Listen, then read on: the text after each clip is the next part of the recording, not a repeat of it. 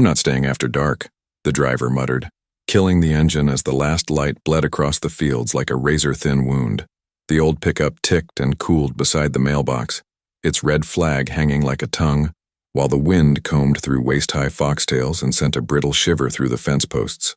Somewhere beyond the windbreak, a sheet of tin clapped, paused, then clapped again. The farm exhaled a smell I did not know I missed. Wet hay, overheated dust, the sour ghost of diesel. I had never been here before, not really. Not as a boy, not as anything but a name on a file folder. Yet the deed in my pocket said this ruin was mine, and the lawyer's thin smile said, condolences, and the state said good luck with a shrug that meant, you'll sink. 18 years old and already drowning in an inheritance of rot. The farmhouse stood with its porch caved like a collapsed chest. Windows bruised with grime watched me approach. A horsefly orbited my ear. The front door gave under my hand. No key, no ceremony, just a jaw unhinging. The living room smelled like rain that never quite fell. Family photographs had been stripped, but their shadows remained in pale rectangles on faded wallpaper, proof that people had once smiled here, and then thought better of it. I didn't come for the house. I came for an answer to a question I didn't know how to ask. Why would two grandparents I never met leave me this? Why leave me anything at all? The floorboards complained under my boots as I moved through the kitchen. There was a coffee mug still turned upside down on the drying rack, a ring of dust beneath it like a halo gone gray. A calendar on the wall was frozen in a month I was too young to remember. Corners lifted. The paper had curled into claws. I heard it then, the hollow thud of something knocking from the back of the property, a hitching rhythm. Pause, thud. Pause, thud. The sound of a heart, too stubborn to stop. I followed it across the yard, past the broken swing set, past the propane tank with a perfect bullseye of rust, to the stable that squatted beside a sagging paddock. The big sliding door was half open, dark inside like a held breath. I pulled, and the door rasped in protest, laboring along a bent rail. The smell hit me. Old animals, wet rope, rain-soaked cedar. Dust swirled in the beam of my phone light like little lost planets. The thud came again. Not an animal, not a person. It was something knocking because something else insisted it move. My phone light found it. A loft ladder dangling, the top rung tapping a post in the wind. Tap, tap, tap, and under that ladder, scabbed into shadow, a stable stall with its door chained shut and padlocked. The wood had darkened where hands had touched it again and again. A plank near the latch had been scored with a pocket knife, 6 cuts grouped in 5s, like days in a cell. I touched the chain. It was colder than the air should have allowed. I was about to turn away, chalk it up to the long echo of someone else's life, when my phone light found a second mark carved below the tally. A small, careful emblem I didn't recognize. A horseshoe, yes, but broken at the crown and stitched with 3 tiny crosses. That emblem was also on the envelope the lawyer had given me. The one he said came with the deed per request. I hadn't opened it. I ripped it now. A key fell into my palm. Not for a house. For a lock. The ladder tapped behind me, faster, as if the wind had grown impatient. I lifted the padlock, noticed the same emblem stamped into its face, and slid in the key. The metal turned.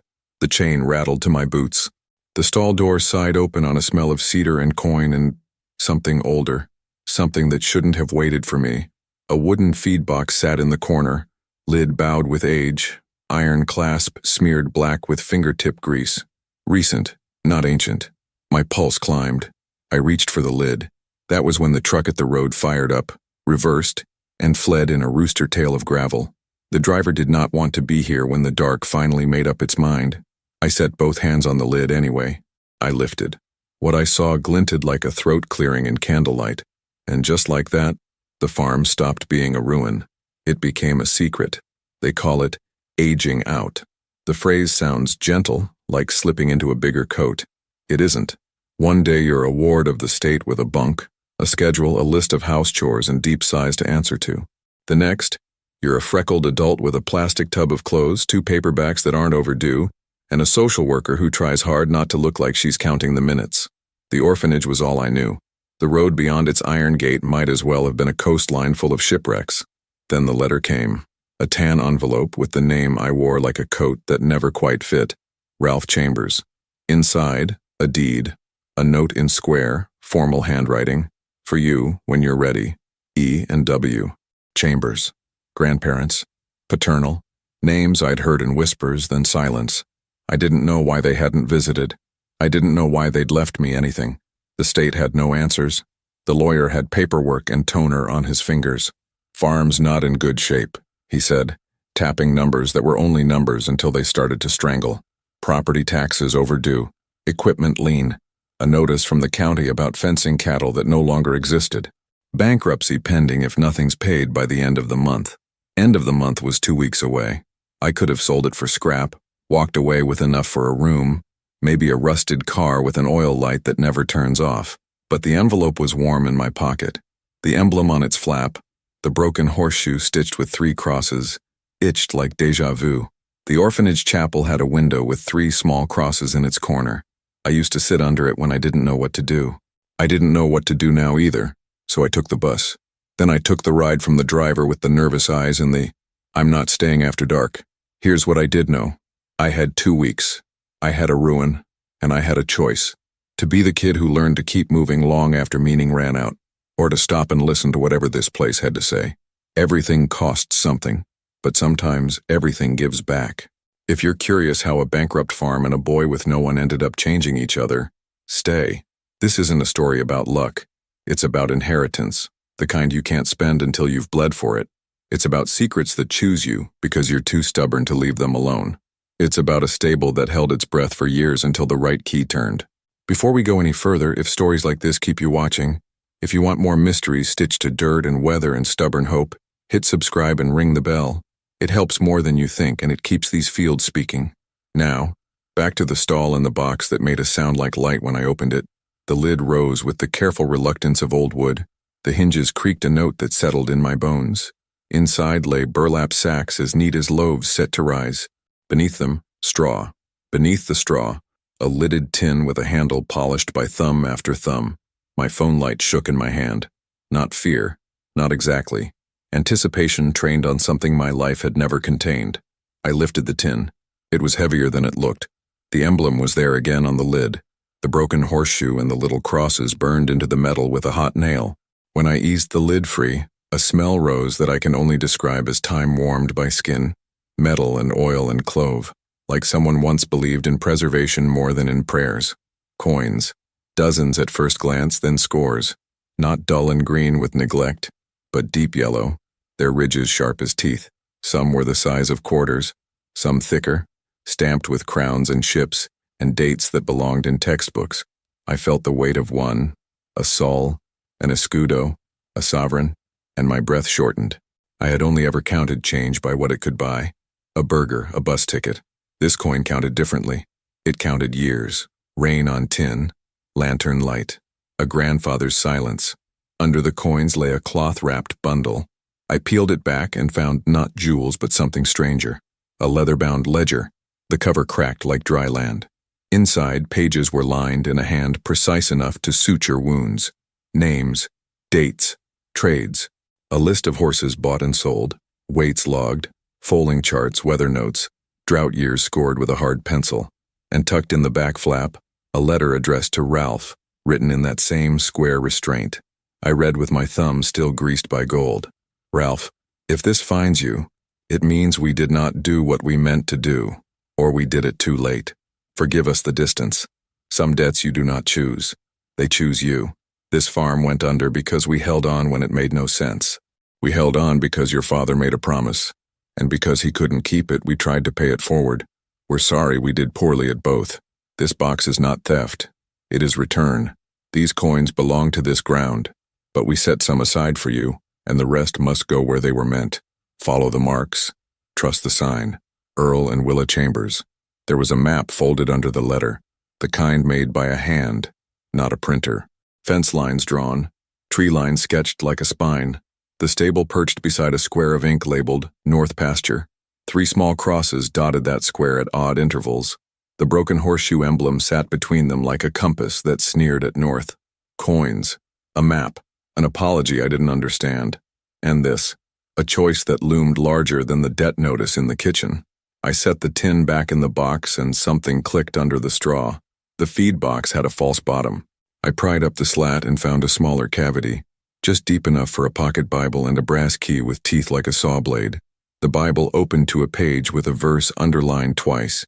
Where your treasure is, there your heart will be also. In the margin, someone had added, be careful which you dig up first.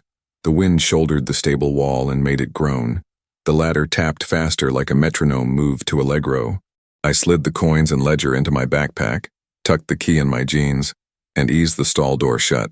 Somewhere a hinge answered. Not from the stable, from outside. I killed my phone light and listened. Tires hissed on wet gravel.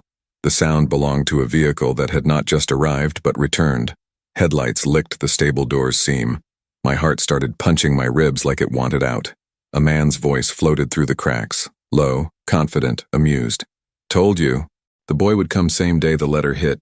Kids are predictable when they're desperate. Another voice, sharper. He's not a kid, he's a legal adult. And this isn't a charity. The ledger matters more than the shiny stuff. The door rolled a few inches under a strong hand. I held absolutely still. Ralph Chambers? The amused voice called. Evening. I'm Cole Hargrove. I represent parties interested in keeping this property from falling into the wrong hands. Friendly visit. The door rolled wider. A wedge of moonlight found my boots under the stall partition. Don't spook him, the second voice warned. We need him cooperative. I did not feel cooperative. Ralph? Hargrove said, stepping inside. I think you have something that belongs to me. He didn't mean the farm, he meant the map, he meant the ledger. He meant what the ledger implied. Hargrove's flashlight cut through the dust like a blade through owed flesh.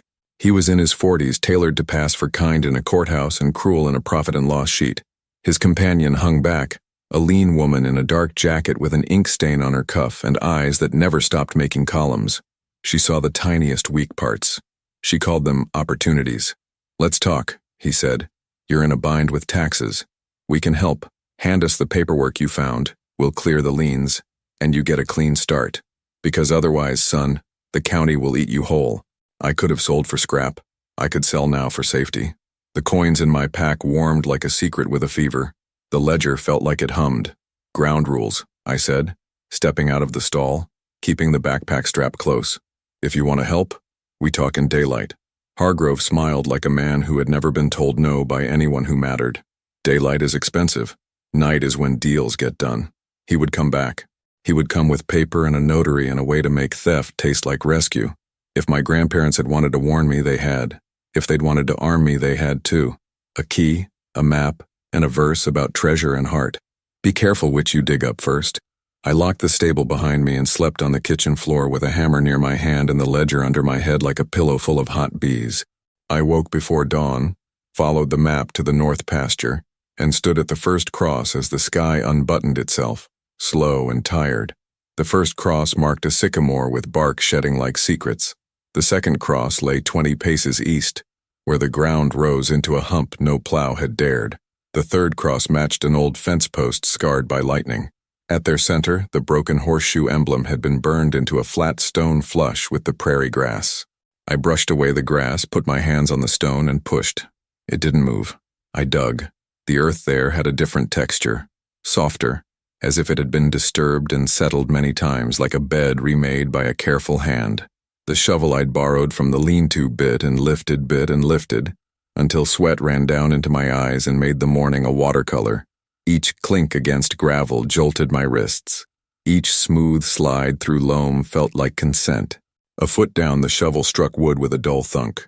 I knelt, clawed with both hands, and uncovered the top of a chest. Cedar, iron-banded, edges beveled by use. The emblem was burned into the lid, same as always. Whoever my grandparents had been, they were consistent. The brass key from the stable fit the lock like a remembered name. It turned. The smell that breathed out was sweeter than the tin. Sap and smoke and coins warmed by the bodies that feared to spend them. Gold again, yes. But not only coins. There were belt buckles engraved with suns. A pocket watch that ticked when I shook it. A chain of virgin ore nubs soldered like a river. A comb with teeth of hammered precious metal that looked too soft to survive hair. Each piece carried the work of hands long gone, hammer marks like heartbeat lines. Under the top layer, wrapped in oiled canvas, lay an envelope sealed with wax. The seal bore the emblem and a ringed impression like a fingerprint repeating in wax.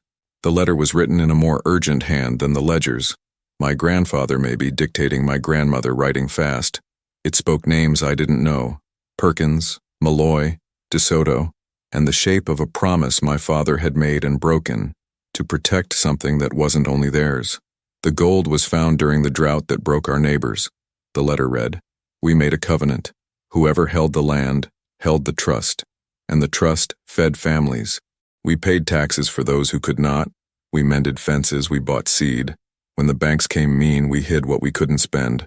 Your father lost the taste for such bargains after your mother died. He tried to sell to Malloy. We stopped him. The farm paid a price. If you read this, the farm still breathes. If Hargrove reads it first, the farm dies where it stands. Hargrove. The name had endured like a fence post no storm bothered to test. I had enough coin in my backpack to clear the lien, maybe the taxes, maybe more if a buyer was blind to conscience. I also had a covenant I never swore sitting in my lap like a gospel. I could keep it. I could sell the truth and keep the gold. That would be one kind of freedom. Another kind might be more costly and far less lonely. I closed the chest, relocked it, and filled the hole. I paced out another triangle of crosses with my boots and found, by midday, a second cache buried shallow under a cairn of fieldstone. This one held less gold and more paper. Farmers' IOUs, promissory notes with signatures shaky as fence wire in wind, receipts for seed and feed paid in Chambers Trust. This was the ledger that never made it onto the table. This was the debt people forget because it's not money. It's mercy. I had questions. The county clerk might have answers. The old feed store in Reynolds Crossing might have ghosts who still told stories when the bell above the door chimed. But Hargrove knew my timeline better than I did. If he understood the trust, he'd want to dismantle it into something he could sell to developers with names like Harvest Ridge that tore the heavens with glass. Back at the farm, I set the chest in the stable's loft under tarps that smelled like mice. I hid the ledger in the oven, the one place Hargrove would never look, the one place I'd never use. I was washing dirt from my nails when the county sheriff's cruiser crept down the lane with a dust plume that made its own weather. Sheriff Nora Black stepped out in a hat older than me and boots that had seen more prayers than pews. Her eyes were the color of steel in thunderstorms. "Mr. Chambers," she said, scanning the yard, as if it had introduced itself rudely. "You've got visitors." Hargrove's black SUV parked behind the cruiser like a threat wrapped in leather. He unfolded himself from the driver's seat with the smile already arranged. The woman with him held a clipboard like a blade. "Brought law to make this easy," he said lightly. "Transparency. I love it." Sheriff Black didn't smile. "Mr. Hargrove tells me there was trespass." "By him," I said. Hargrove's eyebrows rose, delighted. "It's his word against mine. Except I have a photograph of a padlocked stall broken open. Chain on the ground. Looks like destruction of property to me. Now it's your property, Ralph, but that's not the point. The point is, are you experienced enough to keep from getting yourself sued? Because suits cost money, and money is what you don't have." He was right about one thing. I didn't have money I could spend without losing my soul. Sheriff Black watched me over a silence that thickened like gravy. I sensed in her a ledger of a different kind, a read of men and boys and what they do when cornered. "I'm not selling," I said. Hargrove didn't flinch. He handed me a manila envelope. "You don't have to. Sign the management agreement. You retain ownership in name. We handle everything for a fee. If there are assets, we liquidate enough to clear your liabilities. You keep the roof, the land stays in your family, and everyone sleeps better. You'll even get a stipend. That's cash in pocket tonight." The stipend glinted like shallow water. "You could drown in shallow water if you were tired enough." "What's the fee?" I asked. "Standard." He smiled. 30% of recovered assets. He expected me to be too green to know that recovered meant found by us in your house while you watch. Sheriff Black scratched her cheek, a small motion that said, "Think carefully." "Ralph," she said, "you don't have to sign anything today. You're entitled to counsel." "Counsel costs money," Hargrove said, pleasant as a lullaby. "Remember, my grandparents," I said, "ran a trust. For neighbors, for drought, for theft by bank. They're gone, but the trust isn't. You know that, or you wouldn't be here." Something darkened behind his eyes. He'd wanted me ignorant. "You can't prove that," he said softly. "The ledger could, the notes could, the coins could, but the coins were only punctuation. The sentence was made of names." "I can," I said. He stepped closer. His cologne smelled like cedar built in laboratories. Then you also know that trusts fail when they don't file, when they break their own rules, when their stewards die without replacement. You're a boy with a backpack. I'm a man with a team, and money, and smooth paper and men who filed things for sport. Come back tomorrow, I said. Daylight, paper, sheriff present. We'll see who's steward. His smile flattened. For the first time, he looked at the house the way you look at a dog that might bite. Tomorrow, he said. Early. If you move anything tonight, it will go badly. He left a brochure on the porch. Hargrove Property Solutions, in fonts that hugged their own perfection. The SUV's tires pressed a new story into the lane's dust. Sheriff Black stayed. Mr. Chambers, she said quietly. You got any friends? No. Find some, she said. Tonight. I found them in the ledger. I texted 3 numbers scrawled in the margins next to names that matched the IOUs. 2 bounced. 1 rang and then answered with the sound of a feed mill's heart. Who is this? A man asked, voice like gravel softened by rain. Ralph Chambers, I said. Earl and Willa's grandson. Silence. Then a long exhale that turned into a laugh carved from relief. We thought the farm died with them, the man said. Name's Jonah Pike. What do you need? Witnesses, I said. At dawn. We'll bring coffee, he said. And the names. Dawn came like a paycheck you already spent. Too thin, too late, still necessary. Mist sat in the low ground like shy sheep. Trucks began to nose into the lane. Old F-150s, a battered grain hauler, a minivan with a cracked windshield and a rosary that thumped against it with each pothole. People got out slow. They stood the way folks do at funerals and births. Sheriff Black returned, hat lower, eyes brighter. Hargrove's SUV arrived last, doors opening with the hydraulic hush of theater curtains. We gathered in the yard. I set the ledger on a folding table I dragged from the kitchen. The cover looked like a scar. Jonah Pike shook my hand with both of his, eyes running over me like he was counting bones. You look like your grandmother around the eyes, he said. Then he tapped the ledger. And that looks like a fight. Hargrove's woman, the one with the ink stain, clicked a pen. We'll need to inventory any assets before we... Sheriff Black held up a palm. We're going to hear Mr. Chambers out. Then we'll look. There's nothing to hear, Hargrove said, smile stitched back on. There's only math. I opened the ledger. Pages breathed. Names spoke in the air like bees. These entries, I said, document a trust operating on this land for decades. Not registered, maybe not perfect, but real. Money, gold, sometimes, used to float neighbors who were drowning. The agreement, I held up the urgent letter, says the holder of this land holds stewardship, not possession. My grandparents tried to train my father. He failed. I will not. Sweet, Hargrove said. Noble. Irrelevant. Show us the gold. A murmur threaded the crowd. People saw themselves in the ledger. They saw their fathers. Some looked at Hargrove like he demanded they empty their coat pockets at gunpoint. Others looked at me with something more painful. Hope you can't afford to give. The minivan's sliding door scraped. A woman stepped out with a man whose left leg dragged. They moved like a unit. My dad's name is in there, she said. We paid back every seed bag and then some. Earl never took a receipt, just a handshake, but he wrote it down. She looked at Hargrove. So don't you come calling it fairy tale. The air thickened. Hargrove's smile thinned to wire. Fine. Let the boy tell his story. Then reality will do what it always does. Reality, Jonah said, is we owe this land what we ate when rain didn't come. I set the brass key on the table. There are caches, I said. 2 I've found, likely more. They're not for liquidation. They're for completion, closing accounts, restoring what was promised. I looked at Sheriff Black.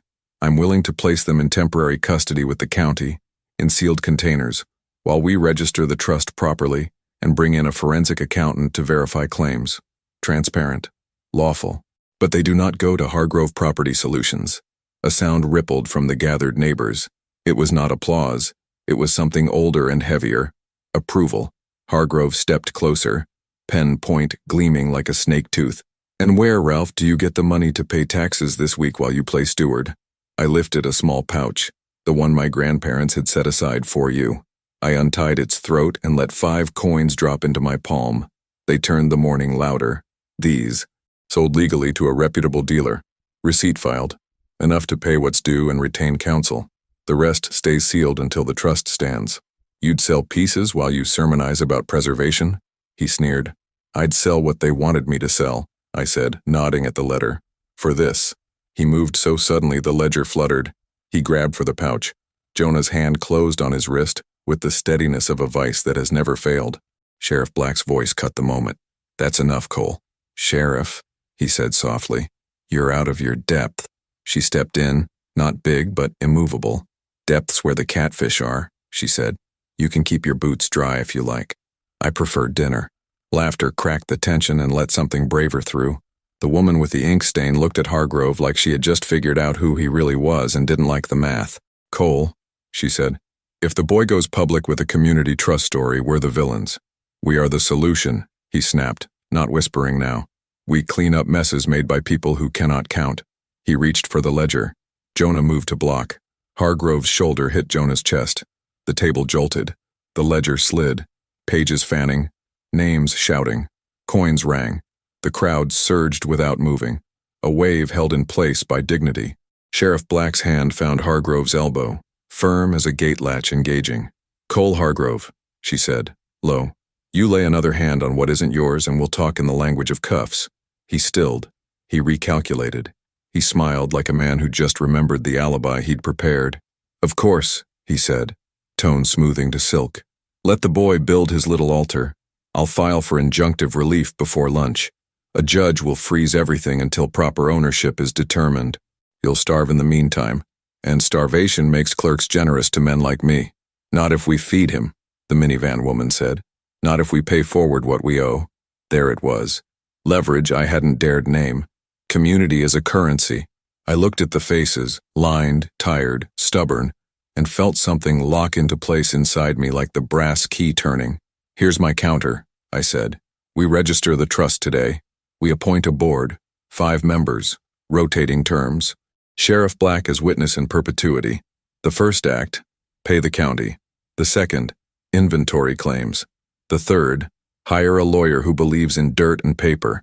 If the court freezes assets, fine. The story will thaw them. Hargrove laughed. Courts don't thaw for stories. Maybe not, Sheriff Black said, tipping her hat back to see the day better. But juries do, and judges read the news.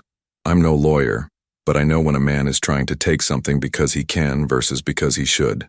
He looked around for his old advantage and found it punched full of holes by people who refused to be props. His only route left was ugly. Then I'll take it, he said simply. Now. He lunged for the ledger again.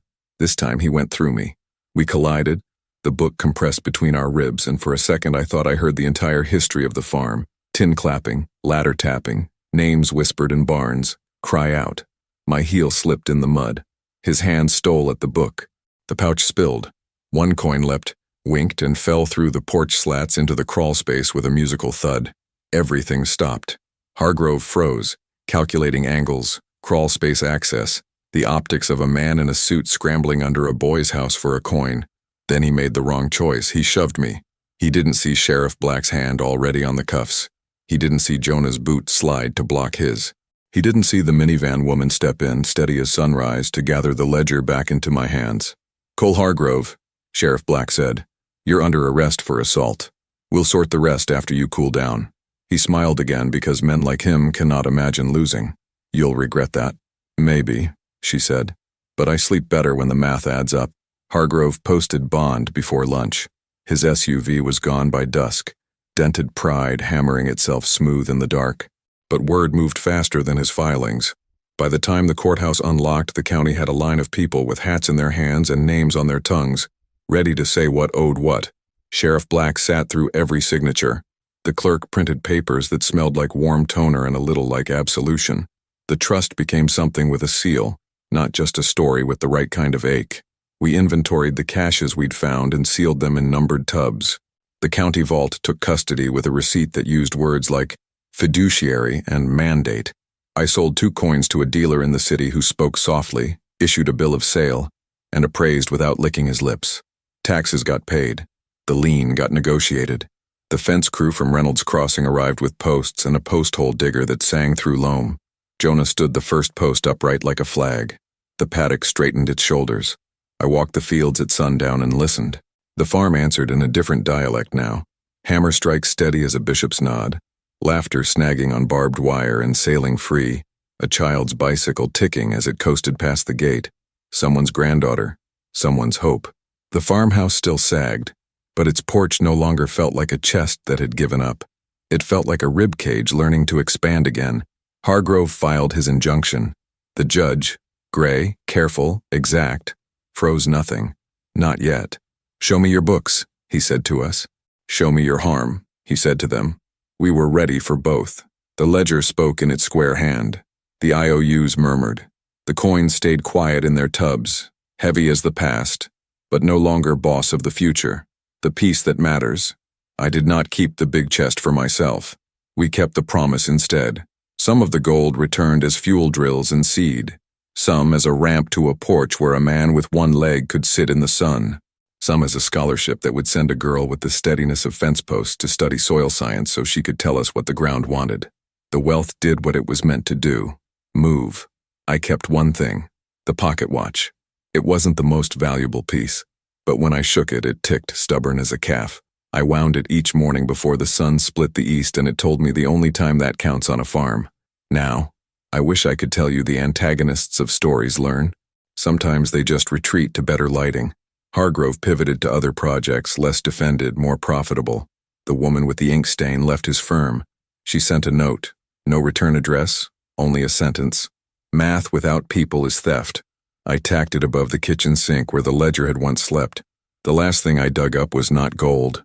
It was a stone set under the sycamore, flat and unassuming, with 3 crosses carved shallowly and the broken horseshoe beneath. I brushed it clean and read the inscription my grandparents had made years ago and never told anyone. Trust is what we build when we refuse to count only what shines. If you stayed this far, you know why I did. If you're new here, welcome. There are more stories in this ground, and some of them will hurt before they heal. If you want to hear them, if you believe that secrets can become shelters and ledgers can become lifelines, watch the next one. And if you haven't yet, subscribe to the channel so you don't miss when the wind starts talking again. Out here it always does.